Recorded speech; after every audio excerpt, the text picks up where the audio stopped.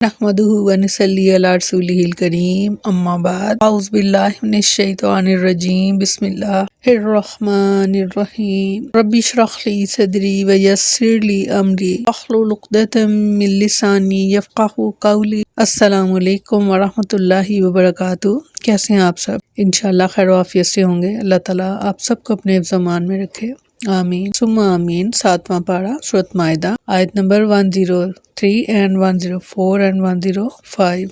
लफ्ज़ी तर्जुमा, मा जाला नहीं मुकर्रर किया अल्लाह ने मिन बहीरातिन बहीरा यानी कान फटी ऊँटनी, वला साइबतिन और ना ही साइबा यानी सांड, वला और ना ही वसीलाती और ना ही वसीला, वला हाम और ना ही हाम यानी ऊँटों के ये किस्में हैं। वलाकिन अल्लाह मगर वो लोग, अल्लाज़ीना वो लोग जो काफर हुए, यफ्तरूना बहतान बांधते हैं, अल्लाह अल्लाह पर काज़िबा झूठ, वअक्सरुहुम और अक्सर उनके ला याक़िलून नहीं अकल रखते। जब कीला कहा जाता है लहुम उनसे तालौ कि तुम आओ, इला उस तरफ मा जो अंज़लल्लाहु नाजिल किया है अल्लाह ने, व इला रसूली और रसूल की तरफ, क़ालू तो कहते हैं हस्बुना काफ़ी है हमें, माँ वो के वजदना पाया हमने अलैहि जिस पर आबाअना अपने बाप दादा को, क्या अगरचे काना हो आबाउहुम उनके बाप दादा, ला यालमून ना जानते, शयन कुछ भी, वला और ना ही यहतादून और ना ही वो सीधे रास्ते पर हों। अय्युहल्लज़ीना आमनू ऐ वो लोगो जो ईमान लाए हो, तुम्हारे ज़िम्मे अनफुसकुम तुम्हारी जाने हैं, ला यज़ुर्रुकुम नहीं कोई ज़रर पहुँचाएगा तुम्हें, मन वो जो ज़ल्ला गुमराह हुआ, इज़ा जब इह्तदई तुम जबकि तुम राह पर हो, इल्लल्लाहि अल्लाह की तरफ, मार्जिउकुम तुम्हारा लौटना है, जमीयन सबका, फयुनब्बिउकुम फिर वो तुम्हें बताएगा, बिमा उसको जो कुंतुम तुम थे तामलून अमल किया जाके बारे में, कि बहीरा जो है वो इस ऊँटनी को या बाज़ अक़वाल के मुताबिक दीगर मवेशी जानवरों को भी कहते थे कि जब बुतों के नाम पर न्याज में कान अलामत के तौर पर चीर कर आज़ाद छोड़ दी गई हो। इस ऊँटनी या किसी और मवेशी को कहते हैं जो देवताओं के नाम पर मन्नत के तौर पर छोड़ दी गई हो। ना तो कोई इस पर सवार हो सकता था और ना ही इसके बाल काट सकता था और ना ही इसका दूध अपने काम में ला सकता था।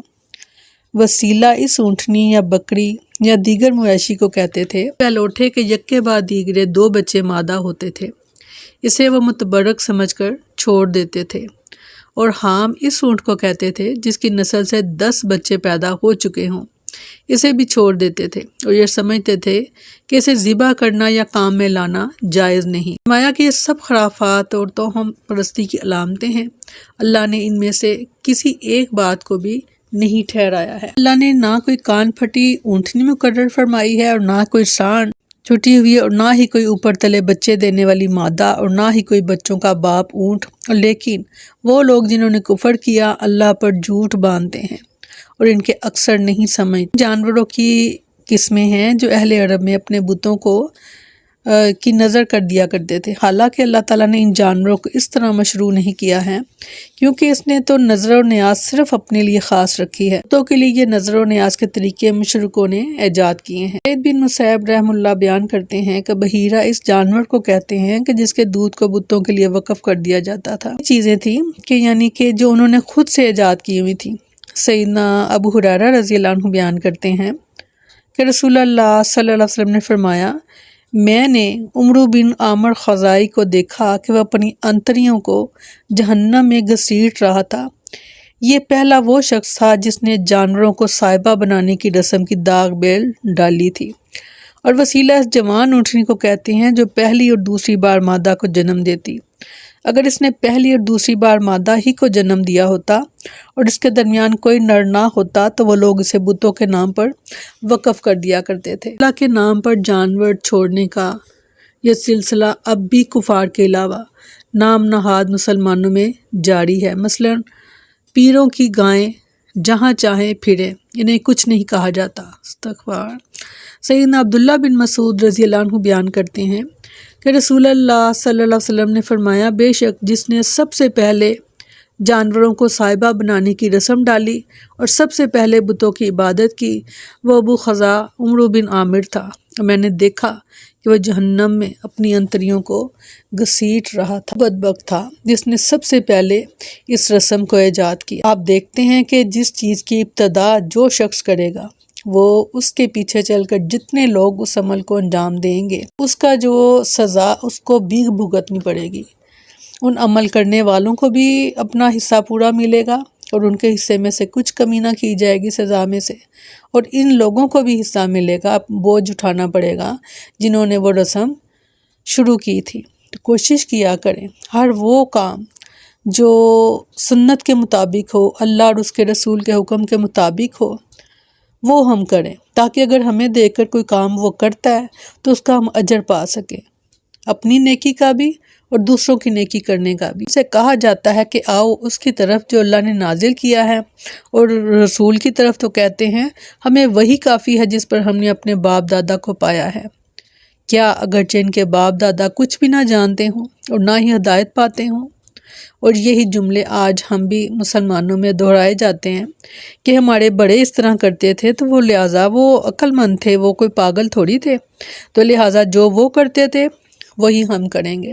اللہ تعالیٰ نے فرمایا کہ ہو سکتا ہے کہ اگرچہ کہ ان کے باپ دادا کچھ بھی نہ جانتے ہوں اور نہ ہی وہ ہدایت پاتے ہوں، یعنی ان تک وہ علم ہی نہ پہنچا ہو اور انہیں حق اور سچ کی بات کے بارے میں کچھ معلوم ہی نہ ہو اور لا علمی میں وہ کام کرتے رہے جبکہ تم تک علم پہنچ چکا، کیا پھر بھی ان کی پیروی کرو گے؟ جو مشرکین مختلف شرکیہ اعمال میں مبتلا تھے، ان سے جب کہا جاتا کہ تم لوگ اپنے باپ دادا کی تقلید چھوڑ دو جنہوں نے اللہ کے بارے میں افتراء پردازی سے کام لیا تھا، اس کے رسول جو کہتے ہیں اس پر عمل کرو، تو وہ فوراً بول اٹھتے کہ ہم تو اپنے باپ دادا ہی کی تقلید کریں گے۔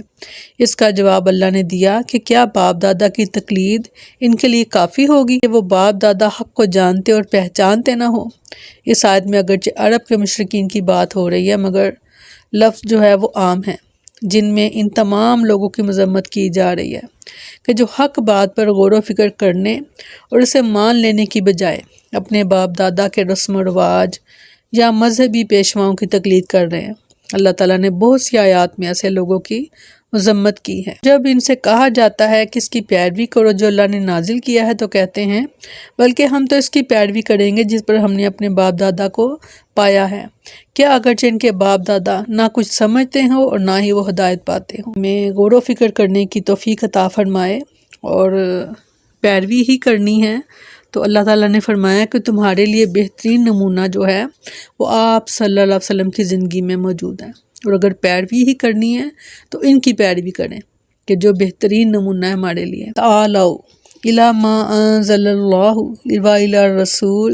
سیدنا ابو موسیٰ اشعری رضی اللہ عنہ بیان کرتے ہیں کہ رسول اللہ صلی اللہ علیہ وسلم نے فرمایا، اس ہدایت اور علم کی مثال جس کے ساتھ مجھے اللہ تعالیٰ نے مبعوث فرمایا ہے مثل تیز بارش کے ہے جو زمین پر برسے تو جو زمین صاف ہوتی ہے وہ پانی کو جذب کر لیتی ہے، پھر اس سے بہت سا چارہ اور گھاس اگتی ہے، اور جو زمین سخت ہوتی ہے وہ پانی کو روک لیتی ہے، پھر اللہ تعالیٰ اس سے لوگوں کو فائدہ پہنچاتا ہے اور وہ اس کو پیتے ہیں اور اپنے جانوروں کو پلاتے ہیں اور کھیتی باڑی کرتے ہیں، اور کچھ بارش زمین کے دوسرے حصے کو پہنچتی ہے کہ جو بالکل چٹیل میدان ہے، نہ پانی کو روکتا ہے اور نہ ہی سبزہ اگاتا ہے۔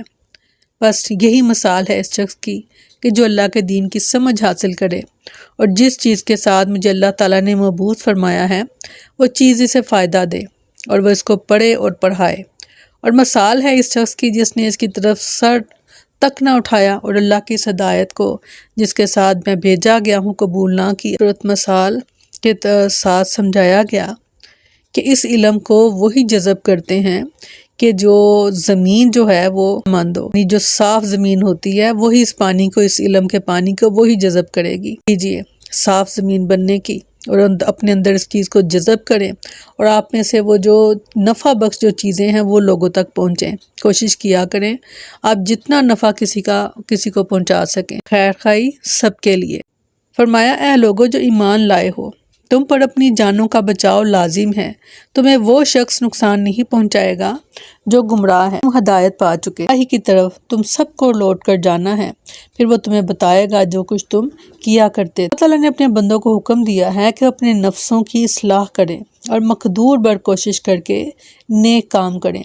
اللہ تعالیٰ نے فرمایا کہ جو شخص اپنی اصلاح کر لے اور امر بالمعروف اور نہی عن المنکر کا فریضہ حتی المقدور ادا کرے تو دوسروں کی گمراہی کا وبال اس کے سر نہیں آئے گا، اور اسی لیے روز قیامت کوئی دوسرے کا بوجھ نہیں اٹھائے گا اور ہر شخص کو اس کے اپنے کیے کا بدلہ ملے گا، دوسروں کا گناہ اس کے سر نہیں ڈالا جائے گا۔ بعض لوگوں نے اس آیت سے یہ سمجھ لیا کہ انسان بس اپنی نجات کی فکر کرے اور دوسروں کی اصلاح ضروری نہیں، چنانچہ اس غلط فہمی کا ازالہ کرتے ہوئے سیدنا قیس بن ابی حازم رضی اللہ رحم اللہ بیان کرتے ہیں کہ سیدنا ابو بکر رضی اللہ عنہ خطبے کے درمیان کھڑے ہیں، انہوں نے اللہ تعالیٰ کی حمد و ثنا کے بعد فرمایا، لوگوں تم اس آیت کو پڑھتے ہو، سورۃ مائدہ ہی کی یہی آیت جو ہم نے پڑھی کہ اے لوگوں جو ایمان لائے ہو، تم پر اپنی جانوں کا بچاؤ لازم ہے، تمہیں وہ شخص نقصان نہیں پہنچائے گا جو گمراہ ہے، اور جب کہ تم ہدایت پا چکے غلط استدلال کرتے ہو۔ میں نے رسول اللہ